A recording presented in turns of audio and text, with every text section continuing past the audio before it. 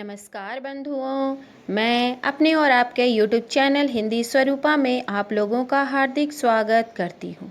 आज हम लोग इस वीडियो के माध्यम से मोहन राकेश जी की एक एकांकी कुंवारी धरती पढ़ेंगे। कुंवारी धरती मोहन राकेश जी की अपेक्षाकृत कम चर्चित और अल्पज्ञात एकांकियों में एक है। इस एकांकी के मूल में एक चीर सामाजिक समस्या छिपी है। यह समस्या है कुंवारी माताओं की समस्या।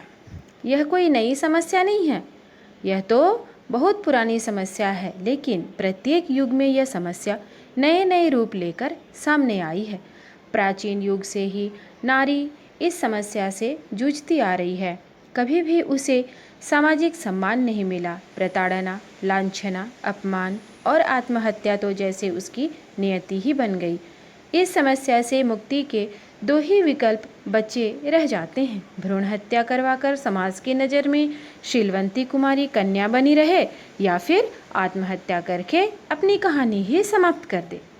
इस एकांकी के सभी पात्र सुनियोजित हैं। वे अपनी अपनी भूमिका के अनुकूल हैं।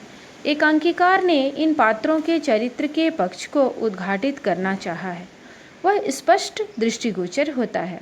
इस एकांकी की प्रमुख पात्रा रजनी है। रजनी सशक्त और सबल, विजय के द्वारा धोखा प्राप्त एक अभिशप्त युवती है। वह एक सुखी संपन्न घर से ताल्लुक़ रखती है। उसके पिता समृद्ध और प्रगतिशील विचारों से संपन्न है। रजनी अपने माता पिता की इकलौती संतान है।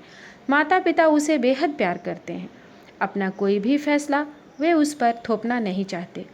वे उसकी रुचि और इच्छा के अनुकूल ही उसका विवाह करवाने को तैयार हैं।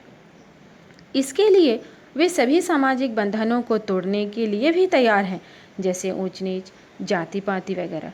परंतु जब वे रजनी से उसके विवाह न करने की इच्छा को सुनते हैं तो उन्हें गहरा सदमा पहुंचता है। वे कारण जानना चाहते हैं, तो रजनी अपनी सारी आपबीती उन्हें बता देती है। रजनी की समस्या रामचरण को, यानी कि उसके पिता को, गंभीर लगती है, परंतु वे हैं बड़े ही धैर्यवान व्यक्ति। वे अपनी बेटी को माफ़ कर देते हैं। वे उसकी गलती को सुधारने के लिए भी तैयार हैं। डॉक्टर खोसला उनके घरेलू डॉक्टर हैं। सरलता से संपूर्ण कार्य निपट जाएगा, परंतु रजनी ऐसा नहीं चाहती है। वह अपनी गलती की सज़ा निर्दोष अजन्मे प्राण को नहीं देना चाहती है। वह उसकी हत्या भी नहीं करना चाहती है और आत्महत्या भी नहीं करना चाहती है। उसकी इच्छा है माँ बनकर जीने की। उसके मन में ममता का निवास हो चुका है। अब वह अपना घर त्याग देती है। मन में अथाह पीड़ा है। वह जानती है कि इस कदम से उसके माता पिता को गहरा आघात लगेगा। जब तक शिशु संसार में जन्म नहीं ले लेता, वह लांछना और प्रताड़ना सहती है, परंतु इसके बाद वह अपनी यह लीला समाप्त कर लेती है। वह इस समाज से हार मान लेती है। वह समाज के स्थापित नैतिक मानदंडों को चुनौती अवश्य देती है, परंतु अंततः वह हार जाती है। नाटकीय दृश्य कुछ इस प्रकार हैं। रामचरण कहीं बाहर से घर आए हैं। परिवार के लिए वे एक शुभ समाचार, एक खुशी की खबर लेकर आए हैं। उन्हें ऐसा लगता है जैसे इस खबर को सुनकर उनकी पत्नी प्रसन्नता से उछल पड़ेगी। रामचरण पत्नी को पुकारते हैं। वह घरेलू कामों में व्यस्त थी। आटा गूंथ रही थी। उसके आने में जितना ही विलंब होता है, यानी कि देर होती है, रामचरण की उतावली बढ़ती ही जाती है। पत्नी के आते ही वे अपने भाग्य की सराहना करने लगते हैं। उनकी पत्नी का नाम है सुभागी। सुभागी अर्थात अच्छे भाग वाली, और वो सचमुच अच्छे भाग वाली है। जिस दिन से वो इस घर में आई है, घर की संपन्नता बढ़ती ही गई है। यह सुभागी के सौभाग्य का ही फल है कि उन्हें अपने बेटी के लिए सुयोग्य वर घर मिल गया है। किंतु इस समाचार को सुनकर रामचरण की आशाओं के विपरीत वह झुंझलाती है। रामचरण सोच रहे थे कि वो खुशी से उछल जाएगी, लेकिन वो झुंझला जाती है। उसकी झुंझलाहट का कारण क्या था?